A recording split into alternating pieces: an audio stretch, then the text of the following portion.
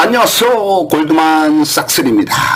오늘은 몽골 제국의 유럽 공격, 유럽을 완전히 초토화시킨 몽골 제국의 유럽 공략에 대해서 알아보겠습니다. 몽골 제국은 징기스칸이 1206년에 몽골 제국을 통일을 하죠. 1206년. 그때 이제 몽골 몽골 고원, 몽골 사막, 몽골 그 유목 지역에 있던 몽골 종족이 6가지 종족이 있었죠. 그래서 몽골 종족이 이제 이 몽골 쪽에 있었는데 이 중에서도 이제 이쪽에 가장 동쪽에 있는 게 타타르족. 이 타타르족이 징기스칸의 아버지인 예수게이를 독살을 하죠. 그래서 타타르족한테 이제 박해를 당한 게 이제 징기스칸이었죠. 어렸을 때 아주 힘들게 살았던 징기스칸이었습니다. 그래서 이제 이 몽골 쪽에 가장 동쪽에 있던 게 타타르족. 얘네들도 이제 백인계, 튀르크계의 계통의 유목민족입니다. 이게 이쪽 백인계, 튀르크족이 이쪽에 카스피해하고 이쪽에 아라레, 요 북쪽에서 있던 게 튀르크계의 백인족 유목민족인데 이 튀르크 계통 애들이 이제 동쪽으로 이동을 해서 자리를 잡은 게 이제 타타르족도 이쪽에 왔습니다. 뭐 이쪽 튀르크의 후손들이 이제 흉노족도 있고 선비족도 있고 그다음에 또 그다음에 흉노족의 후예인 돌골족도 전부 다 튀르크 계통입니다. 그러니까 흉노, 선비, 돌골 그다음에 이제 몽골 고원에 이제 옛날에 북쪽에 있던 정령, 그러니까 이제 정령이라는 유목민족이 있었죠. 걔네들 철륵이라고도 부르기도 했는데, 그런 애들이 전부 다 이 백인계 유목민족인 튀르키예입니다.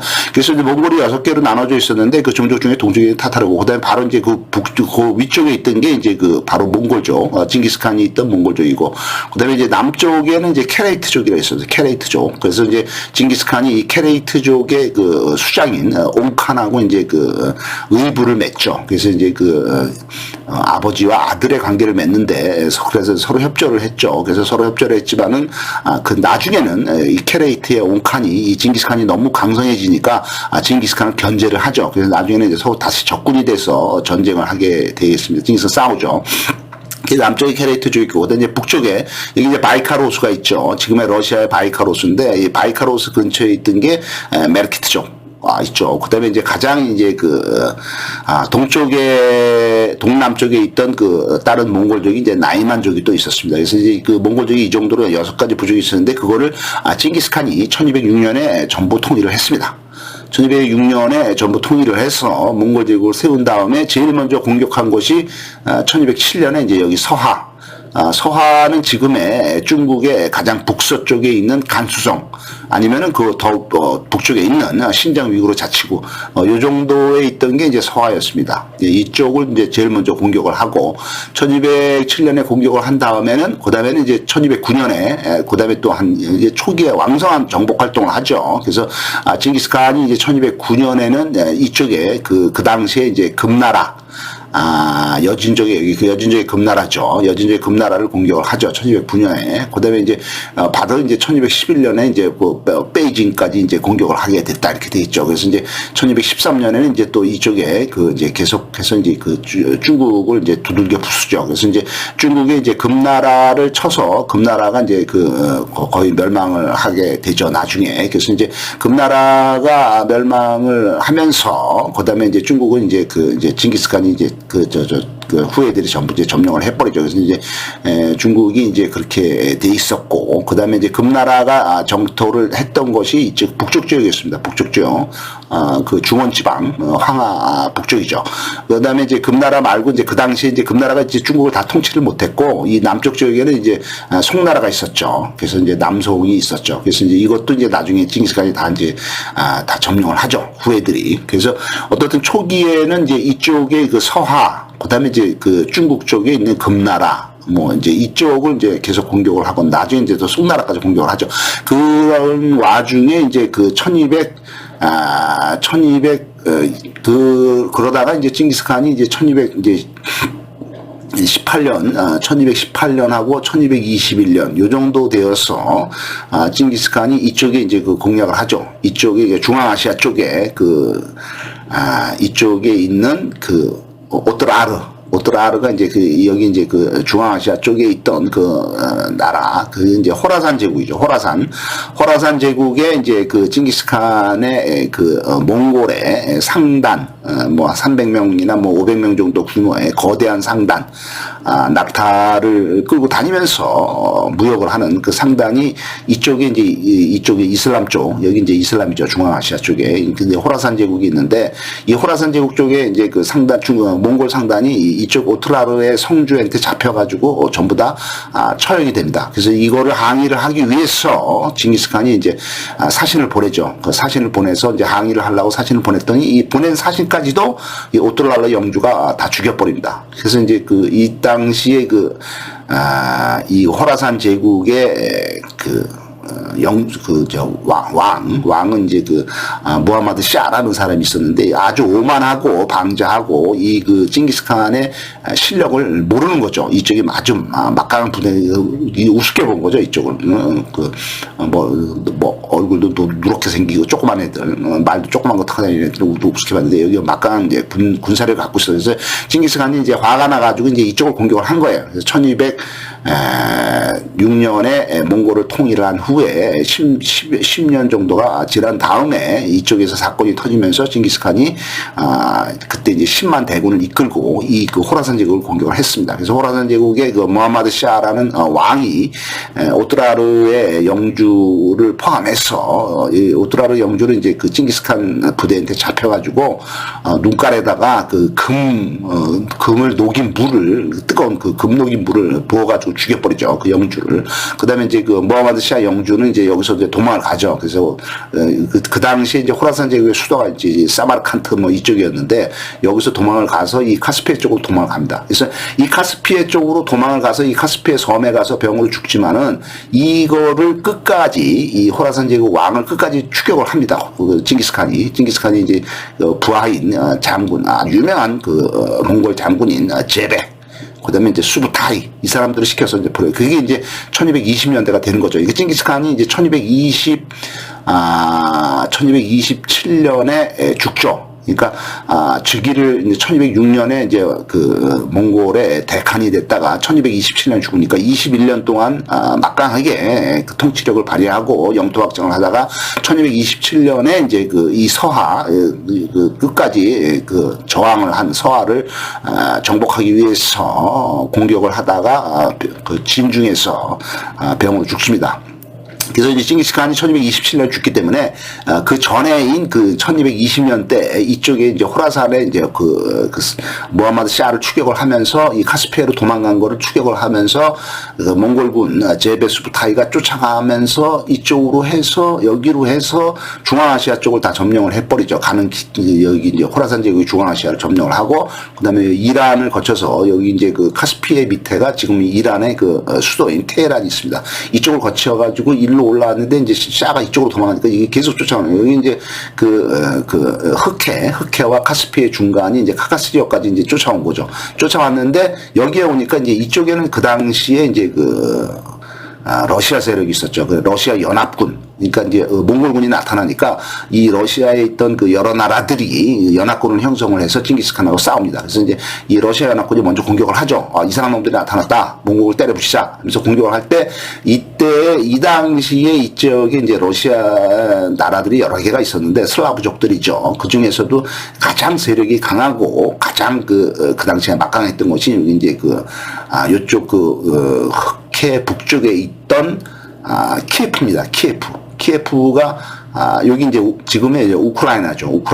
우크라이나의 키우가 바로 이 키예프가 되겠습니다. 이 키예프가 옛날에는 키예프 공국이라고 해서 아주 막강한 지역이었죠. 그다음에 이제 북쪽에 이 북쪽으로 올라가면 이제 모스크바가 있죠. 모스크바 공국, 그다음에 키예프 공국 해서 이제 러시아 나라들이 여러 개 있었는데 그 당시 이제 키예프 공국이 가장 강했다. 모스크바 공국이 강했다. 이렇게 돼 있습니다. 근데 얘네들이 연합군을 형성해서 이제 징기스칸 군대하고 싸워가지고 징기스칸이 이기죠. 그래서 얘네들이 이제 러시아 연합군이 이제 대패를 하고 그래서 이제 여기서 이제 이기고 나서 나서 다시 이쪽으로 이제 1222년, 23년 요때 이제 그 제베 장군, 수부타이 장군 이 몽골군들이 이제 여기서 이제 러시아군을 대파를 해놓고 이제 다시 이제 이쪽으로 다시 돌아오게 되겠습니다. 그래서 이제 1차 유럽 원정은 이런 식으로 진행이 됐고 이제 칭기스칸이 1227년에 서하를 공격해서 죽었다 이렇게 됐습니다. 그래서 그다음에 이제 그 2차 원정이 있어요. 2차 원정이 이제 본격적인 유럽 공격인데 2차 원정은 이제 칭기스칸이 한 게 아니고 칭기스칸의 이제 셋째 아들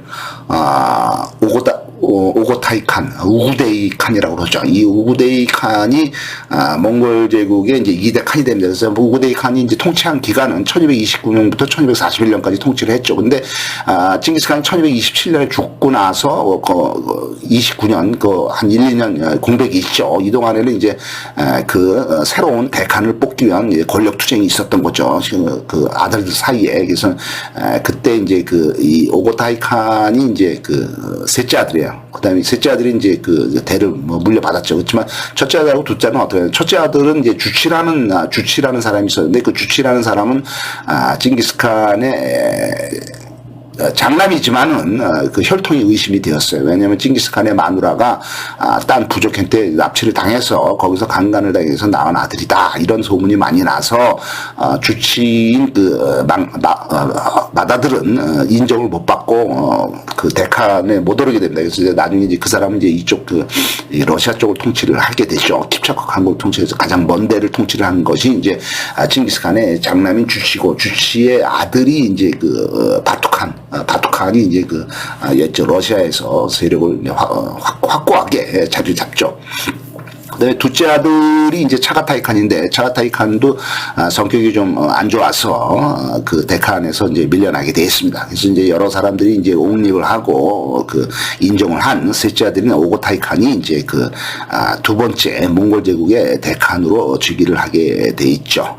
그다음에 이제 네 번째 아들인 막내 아들이 이제 툴루이인데 툴루이가 막내 아들이지만은 툴루이의 아들인 막내 아들이 툴루이의 아들인 꾸빌라이 칸이 이제 몽골 제국의 이제 5대 칸으로 나중에 등장을 합니다. 그래서 결국에는 칭기스칸이 죽으면서 셋째 아들인 오고타이 칸이 즉위를 했지만은 그다음에 이제 3대 칸은 오고타이 칸의 아들 기우쿠 칸이 되죠. 기우쿠 칸. 그래서 이제 셋째 아들 가문이 이제 이어가나 보다 싶었죠. 그래서 이제 셋째 아들이 이제 대를 물려받고 그 아들이 이제 기우쿠 칸이 이제 물려받고 3대 칸이 된 거죠. 그래서 이제 두 번, 세 번 이제 2대 칸하고 3대 칸은 이제 오고타이 가문에서 나왔지만은 그다음에 이제 네 번째 칸에는 막내 아들인 툴루이의 아들 몽케가 이제 데칸이 됩니다. 그래서 이제 셋째 아들의 가문이 이어가나 했더니 그게 아니고 넷째 아들, 막내 아들인 툴루이의 아들인 몽케 칸이 이제 4대 칸이 되고 그다음에 다섯째는 이제 몽케 칸이 죽으면서 몽케 칸의 동생인 꾸빌라이 칸이 이제 5대 칸이 되죠. 그래서 이제 결론은 이제 막내 아들인 툴루이 가문이 가문을 이어갔다. 그러니까 데칸 자리를 이어갔다. 이렇게 나머지 이제 형제들의 자손들은 전부 다 이제 저기를 맡게 되죠. 딴 칸구. 그러니까 이제 이제 꾸빌라이가 이제 여기 이제 중국하고 이제 만주 몽골 이쪽 중심 지역을 이제 다 가지면서 원나라가 이제 설립이 되고, 그 다음에 이제 나머지 이제 첫째 아들의 이제 주치의 아들인 또 바투, 얘네들은 이제 이쪽에 이제 러시아 쪽, 이쪽을 통치를 하는, 킵차크汗국을 이제 다스리게 되고, 그 다음에 이제, 세력을 원래 잡았던 오고타이 칸, 셋째 아들의 가문, 오고타이 칸은 이제 이쪽에 이제 오고타이 칸국을 이제 지배를 하게 되죠. 그 다음에 이제 요 밑에 중앙아시아하고, 여기 이제 중앙아시아하고, 여기 페르시아, 그러니까 이란이죠. 중앙아시아, 이란 쪽. 요쪽은 이제 지배를 누가 했냐면은 이제 여기는 이제 둘째 아들의 가문인 차가타이 칸이 관리를 합니다.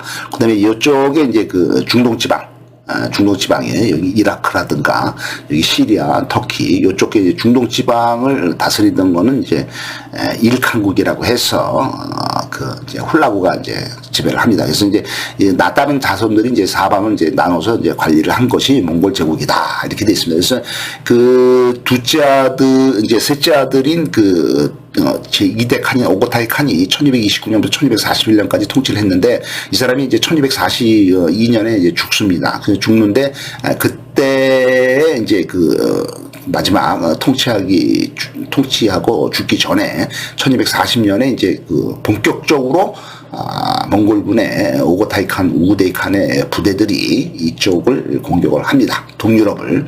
그래서 유럽을 공격을 할 때 앞장을 섰던 사람이 바로 여기 일칸국, 킵차크 칸국을 다스렸던 첫째 아들인 장남 주치의 아들, 그러니까 징기스칸의 손자죠. 바투가 이제 2차 동유럽 원정을 가장 주도를 하고 그 밑에 이제 장군으로 이제 제베 장군, 수부타이 장군이 이제 또 따라가죠. 그래서 이제 동유럽을 완전히 쑥대밭으로 만들고 완전히 만들다가 1242년에 갑자기 이제 대칸인 우구데이 칸이 죽으면서 전부 다 이제 몽골군이 철수를 합니다. 대칸이 죽었다. 그래서 이제 꾸리타이 회의를 열죠. 회의는 여기 이제 그 당시에 몽골 수도가 여기 까라크롬입니다. 까라크롬에서 회의를 하기 위해서 여기 있던 몽골군이 전부 다 철수를 합니다. 1242년에. 그래서 만약에 이 당시 이제 유럽은 이제 독일, 폴란드, 헝가리 이제 전부 다 개박살을 냈죠. 몽골군이. 그래서 만약에 우구데이 칸이 이때 1242년에 죽지 않았다면은 아마 유럽을 완전히 몽골군이 점령을 하고 지금 유럽 사람들은 몽골의 자손들이 이제 유럽을 지배를 하지 않았나 이렇게 된다. 아무튼 그런 사건으로 인해서 역사가 갑자기 또 확 바뀌어버린 거죠. 그래서 여기 몽골의 중심지가 카라코럼 여기서 이제 꾸릴타이라고 이제 회의를 엽니다. 최고 회의를 열죠. 카라코럼 여기 있고 지금 몽골의 수도는 울란바토르인데 울란바토르는 카라코럼보다 더 북쪽에 있습니다. 더 북동쪽에 있는 게 이제 울란바토르가 지금 몽골의 수도가 되겠습니다. 지금 몽골은 땅덩이 엄청 넓지만은 총 인구는 한 300만 명밖에 안 되게 됐습니다. 그래서 몽골은 이쪽이 몽골이 있고 요 밑에 이제 내몽골 자치구가 있죠. 네이몽구가 있죠. 근데 이제 이쪽은 몽골은 이 중국보다는 러시아의 영향이 상당히 많이 있어서 끼리 문자를 사용한다든가 이런 게 있습니다. 그 당시에 이 몽골군이 이때 이제 쳐들어가서 여기서 이제 유럽을 개박살을 낼 때 처음에 모스크바를 함락을 시키죠. 그 다음에 이제 러시아, 그 당시에 이제 최대 도시인 키예프, 여기 이제 키예프가 있죠. 흑해 북쪽, 키예프. 지금의 이제 우크라이나의 키이우가 되겠습니다. 키예프를 또 한 달 만에 함락을 시킵니다. 그래서 이제, 이 몽골군은 이제 말 타는 기마병이죠. 기마병 위주로 돼 있고, 그 다음에 이제 이 몽골 군대들이 이제 돌아다닐 때, 이제 기마병 한 명당 말이 보통 한 8마리를 갖고 다녀요. 8마리를 갖고 다니면서 이제 갈아타고 말들이 지치니까 전쟁할 때 그래서 빨리빨리 이제 움직이고 하기 위해서 말 8마리를 이제 한 기마병이 갖고 다닌다 이렇게 돼 있습니다. 그래서 이 기마병으로 이제 속전속결 공격을 하고 그다음에 이제 공성기가 또 아주 우수합니다. 그래서 이제 성을 때려 부시는 여러 가지 이제 기계들을 이제 기구들을 갖고 다니죠. 그래서 이제 완전히 공포의 대상이 되겠습니다. 당시에 중세 유럽은 상당히 가난하고 나라들이 통일된 큰 나라가 없고 다 이제 조금 작게 작은 나라들이 낙후된 사회가 되어 있습니다. 그래서 모스크바하고 키예프를 점령한 몽골군은 이제 더 서쪽으로 전진을 해서 그 당시에 이제 가장 동유럽에서 가장 북쪽에 있던 폴란드와 독일을 함락을 다 때려 부십니다.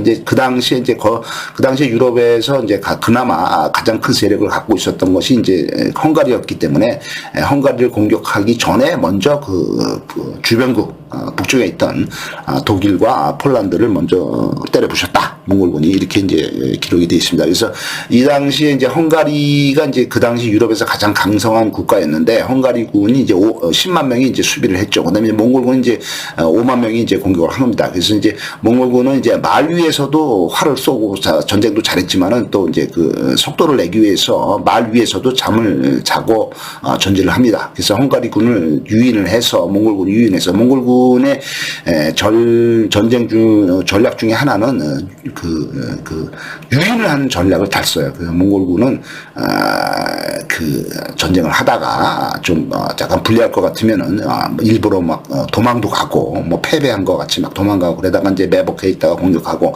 막 유인 전술을 잘 씁니다. 그래서 이제 잘 지는 것 같이 하다가 이제 갑자기 이제 또 때려 부시죠. 그래서 뭐 헝가리 남쪽에는 그 모이 평원이라고 있는데 모이 평원으로 이제 그 헝가리군을 이제 도망가는 걸로 해서 유인을 합니다. 그래서 그 당시 이제 여기서 전쟁이 벌어졌는데 그 당시에 이제 어떻든 그 추격을 하던 헝가리군이 이제 몽골군에 이제 포위를 당하죠. 그래서 이제 포위를 당했지만은 몽골군은 그거를 그냥 전면 전쟁을 하면은 서로 그 피해가 막강하기 때문에 그냥 머리가 좋은 거죠. 꾀를 잘 쓰고 그래서 한쪽에 헝가리군이 도망갈 수 있는 테러를 만들어주고 헝가리군이 그 만들어준 가짜 테러를 통해서 도망을 갈 때 숲속에서 매복하고 있던 딴 몽골군이 공격을 해서 완전히 일망타진하게 돼 있습니다.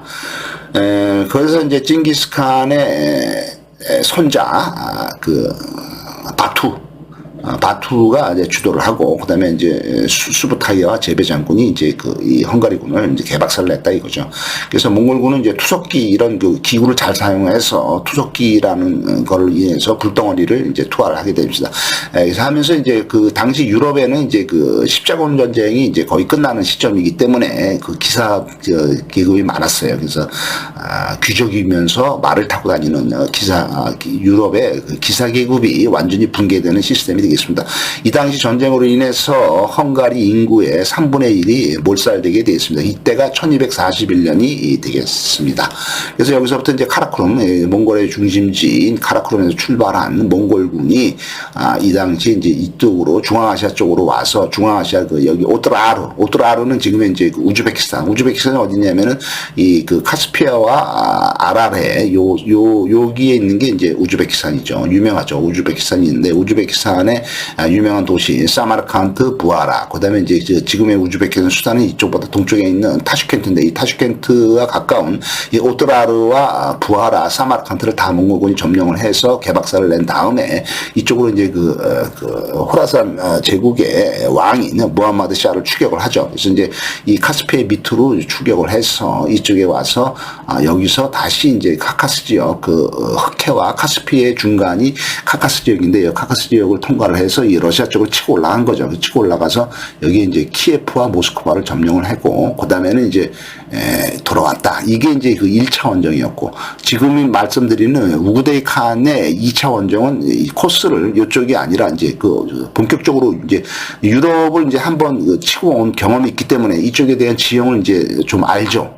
한번 전쟁을 심하게 하고 돌아왔기 때문에 그래서 경험을 쌓은 몽골군이 1240년에 그 이제 이대칸 우구데이 칸이 이제 파견을 해서 유럽을 이제 점령을 하자 해서 이제 이쪽에 출발을 합니다. 이쪽에 출발했는데 코스는 이제 이쪽에 그 당시에는 이제 이 그 카스피아와 아라레 이제 밑으로 해서 이제 1차 원정을 갔다 왔는데 2차 원정 때는 이제 그게 아니라 카스피아와 흑해 북쪽으로 이제 이쪽 이쪽으로 돌아왔으니까 돌아온 길에 대한 경험이 있으니까 이 북쪽 길로 해서 이제 공격을 다시 유럽을 합니다. 그래서 가서 이제 바로 이제 북쪽 길로 간 거죠. 그래서 여기 이제 모스크바 공국, 여기 키예프 공국 이쪽을 이제 다시 점령을 하고 우크라이나 쪽, 그다음에 이제 리그니츠가 이제 그 헝가리입니다. 헝가리 여기서 이제 위쪽에 독일, 뭐 폴란드, 이제 헝가리 이쪽을 다 이제 때려 부시고 뭐 여기 이제 그 이탈리아의 베네치아까지 이제 치고 내려갔다 이거죠. 근데 이쪽에 들어가서 이제 그 오스트리아 그 당시에 이제 제일 중심 도시가 그 헝가리 오스트리아 헝가리 제국이라고 말하듯이 오스트리아 빈 이런 데가 중심이었는데 여기는 이제 다 때려부시기 일보 직전에 1242년에 갑자기 이데칸이 우데이칸이 죽었다라는 소문이 소식이 들려서 이 그 몽골군 여기 있던 그 무시무시한 몽골군이 전부 다 철수를 해서 몽골로 돌아가는 걸로 돼 있습니다. 그게 1242년이 되겠습니다. 전 유럽을 공포에 떨게 하던 몽골군이 1242년이 되자 갑자기 전부 다 유럽에서 사라져 버렸습니다. 흔적도 없이 모두 퇴각해 버렸습니다. 그 이유는 오고타이칸이 사망을 했거든요. 몽골군은 말을 잘 쓰기 때문에 말을 이용해서 하루에 160km까지 이동을 하게 되겠습니다. 상당히 먼 거리죠.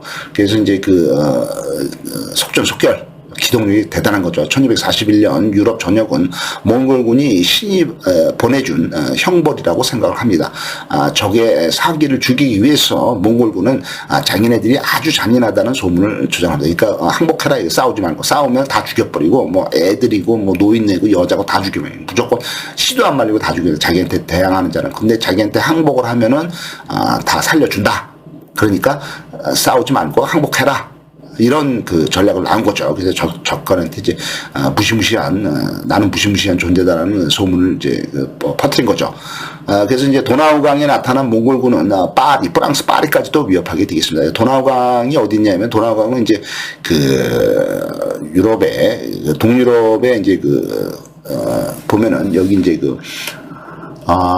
여기 이제 흑해가 있죠, 흑해. 유럽은 이제 여기 이제 유럽이고, 여기는 아프리카죠. 그래서 요거 사이가 이제 지중해가 있는데, 이 지중해에, 다르다넬스 해협이라든가, 보스포러스 해협, 요런 데를 통해서 여기 이제 이 지중해가 여기를 통해서 여기 이제 흑해와 연결이 되죠. 이제 흑해 요 사이에 있는 게 이제 여기가 터키고 여기가 이제 터키의 콘스탄티노플이 되겠습니다. 그래서 여기 흑해가 있는데 흑해 바로 위쪽이 지금의 우크라이나가 되겠죠.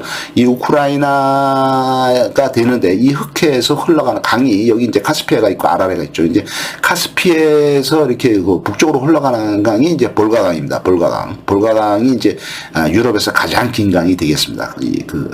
카스피해에서 흘러가는 이제 볼가강이고, 그다음에 이제 여기 이제 이제 흑해가 있는데 흑해에서 이 북쪽으로 흘러가는 강이 이제 드네프르 강이 있어요. 드네프르 강이 이제 러시아 쪽 모스크바 이쪽으로 흘러가죠. 이제 드네프르 강이 있고, 그다음에 이제 노보골로도 이쪽으로 가고, 근데 이제 이쪽에 이제 동강이 있어요. 동강이 위로 흘러가고 여기 볼강이 흘러가죠. 동강하고 볼강 사이에 이제 운하가 형성이 돼 있고, 여기 흑해에서 이제 이 서쪽으로 흘러가는 강이 이제 바로 도나우 강이 되겠습니다. 이 도나우 강이 다뉴브 강이 되겠죠. 그래서 흑해 여기 터키가 있고, 터키 바로 이제 위쪽에 이제 불가리아겠죠. 불가리아. 그 다음에 불가리아 위쪽에 루마니아 위쪽에 이제 몰도바.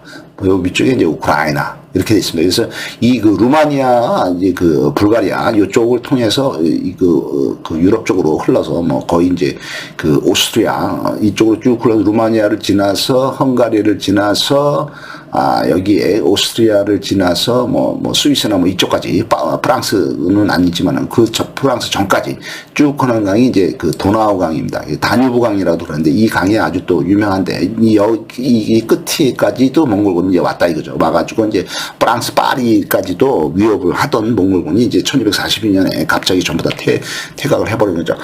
그 당시에 이제 몽골군의 침략 소식을 들은 프랑스의 왕인 루이 9세는 이제 아주 전전긍긍한다. 야, 이거 큰일 났다. 이제 나라가 망하고 나도 이제 잡혀가 죽을지도 모른다 해서 했지만은 몽골군은 이제 무기가 아주 좋아요. 공성기 무기도 좋고 화약 이런 다양한 신무기를 사용을 했고, 그다음에 이제 몽골군은 이제 상당히 개방적인 시스템 운영을 해서 상대방 적이라고 하더라도 기술자들은 다 살려줍니다. 그래서 적군하고 싸워서 포로로 잡은 사람들은 대부분 다 죽이지만은 그 중에서도 기술자들은 다 살려줍니다. 그래서 이 몽골군 내에서도 또 유능한 외국인들을 많이 써요.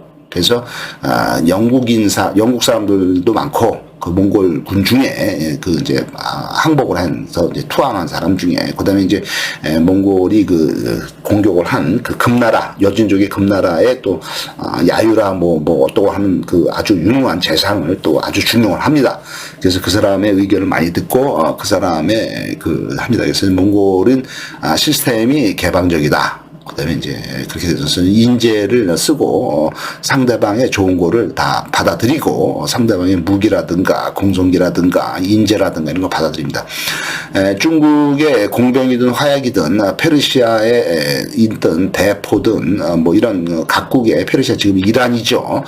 최고 인재들을 영입하고 가장 좋은 무기, 가장 좋은 시스템, 뭐 좋은 화약, 뭐 공성기 이런 거를 다 자신의 것으로 만들고 영입을 합니다.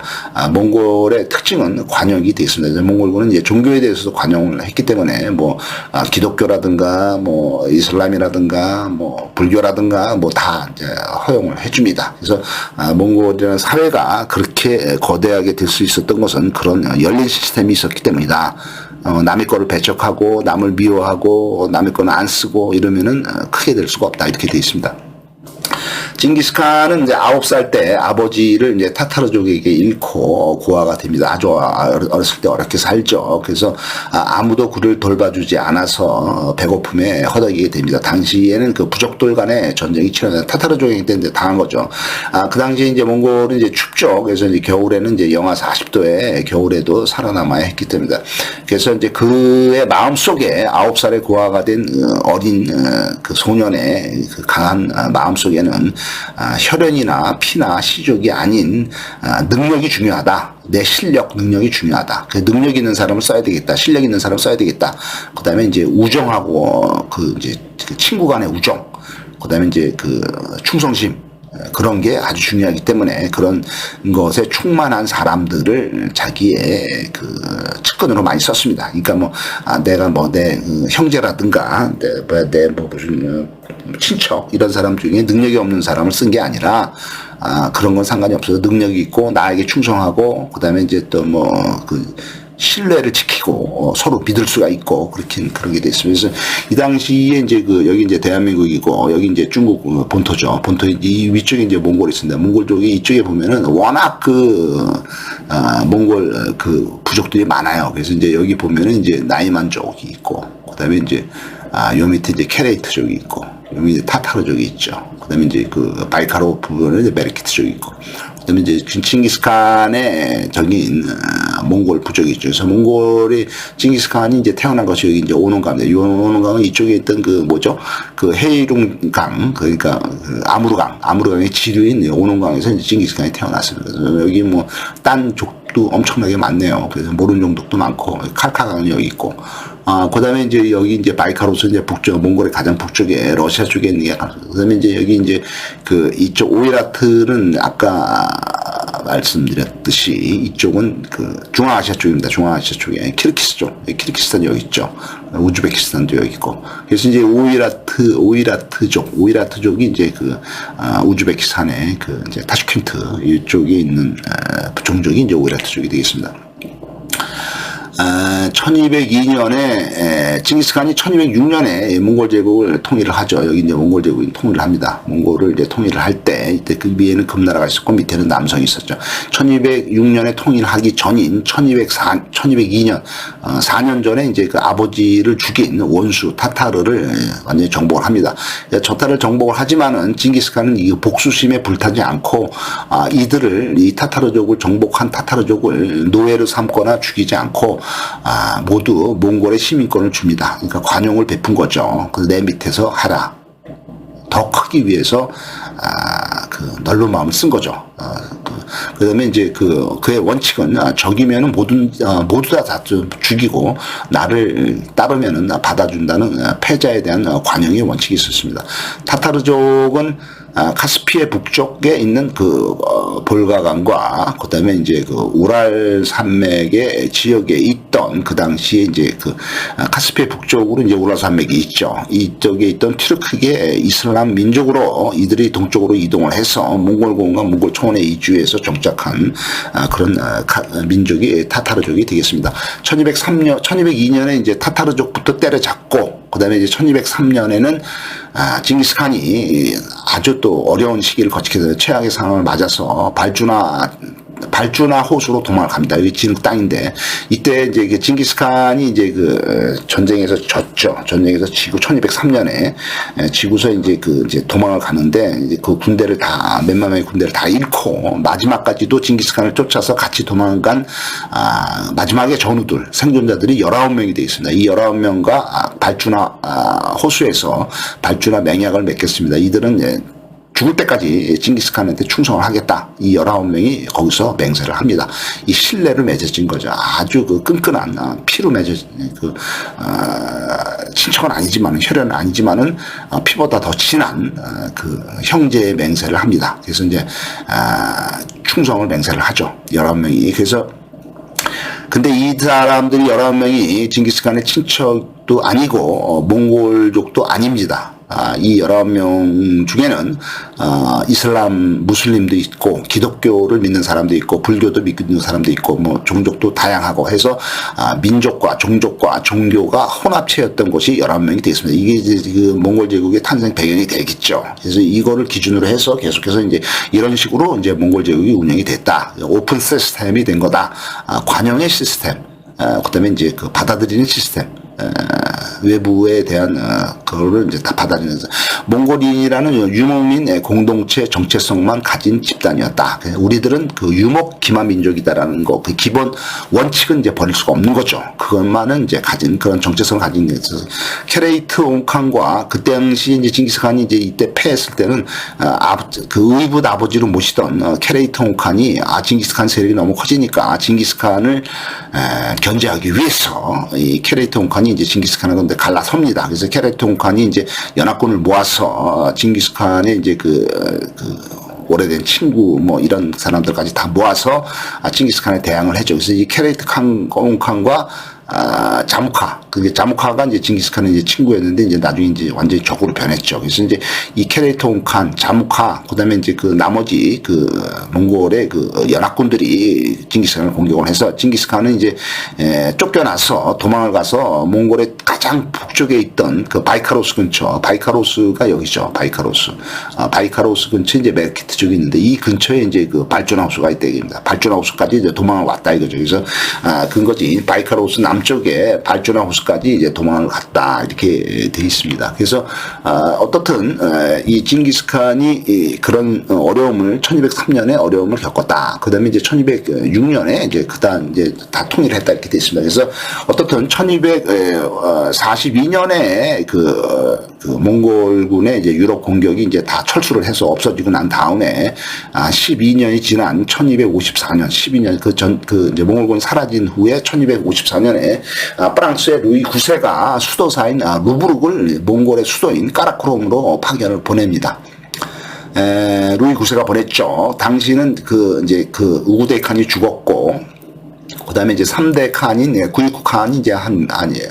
2, 3년밖에 안 했죠. 그 다음에 이제 그 4대 칸인 몽케가 이제 칸이 된 거죠. 대칸이 된 거죠. 그래서 몽케 칸은 누구냐면은 징기스칸의 막내 아들 뚫루이, 막내 아들인 뚫루이의 아들이 몽케 칸이 되겠습니다. 그러니까 막내 가문이 이제 넷째 아들, 막내 아들의 가문이 몽골 제국을 이제 이어가게 되는 거죠. 2대 칸인 오고타이는 징기스칸의 셋째 아들이고 3대 칸이 이제 5대까지는 모두 징기스칸의 손자들이 되겠습니다. 그러니까 3대 칸은 이제 끼우쿠 칸인데 끼우쿠 칸은 이제 바로 이제 우구데이의 아들이니까 전부 다 이제 3대부터는 이제 징기스칸 손자가 되겠습니다. 카라쿠룸, 몽골의 수도인 카라쿠룸에는 모든 종교가 존재를 공존을 같이 있었다 이거죠. 그래서 이슬람의 모스크도 있고, 그다음에 이제 기독교의 교회도 있고, 그다음에 불교의 사원도 있고, 절도 있고, 그다음에 무당, 신당도 있고, 중국인도 있고, 모든 종교와 민족이 어울려 살고, 그다음에 외국인들이 평화롭게 공존하고 있던 장소였기 때문입니다. 관용의 사회였습니다. 하지만은 당시 유럽은 상당히 폐쇄적이고, 프랑스, 영국, 독일, 헝가리, 폴란드 각각 서로 자기네들만 딴 데하고 이제 연결이 안 되는 폐쇄적이고 배타적인 사회가 유럽이었습니다. 특히 그 당시에는 기독교 자체가 이런 그 배타적인 거를 이제 조장을 했다 이렇게 됐습니다. 1255년에 교회는 본격적인 마녀 사냥을 시작하게 되었습니다. 이단을 심판했습니다. 몽골군은 극동에서부터 유럽까지 열흘 만에 도달하는 정보 전달 시스템인 역참을 운영했습니다. 그러니까 역참이라는 게 이걸 얌이라고 불렀는데 몽골의 세계화는 낙후된 유럽을 잠에서 깨어나게 하는 효과를 가지게 되었습니다. 몽골군은 전투할 때 한 사람당 8마리의 말을 갈아타게 여유분의 많은 말을 데리고 다닙니다. 그다음에 이제 먹는 것 시간도 아까워서 그 고기를 말린 거 육포를 가지고 다니면서 식량 공급이 안 돼도 3달 동안 버틸 수가 있습니다. 포로들을 자기네들이 포로들 싸울 때 맨 앞에 있는 사람들이 많이 죽죠. 어떻든 맨 앞에서 전쟁을 하니까 이제 포로들을 맨 앞에다가 내세웁니다. 몽골군은 고려에서는 직접 통치를 하게 되죠. 고려를 이제 통치를 하죠. 또한 이들은 양의 젖을 발효한 마유주를 먹습니다.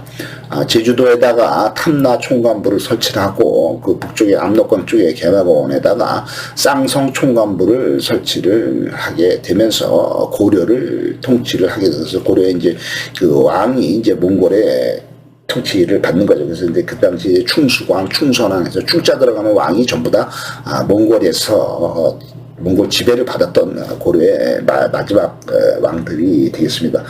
또한 몽골은 고려에서 유명한 송골매, 이 매죠, 송골매가 고려에서 유명한데 이 송골매하고 이쁘다고 소문난 고려의 여자들을 약탈해 갑니다.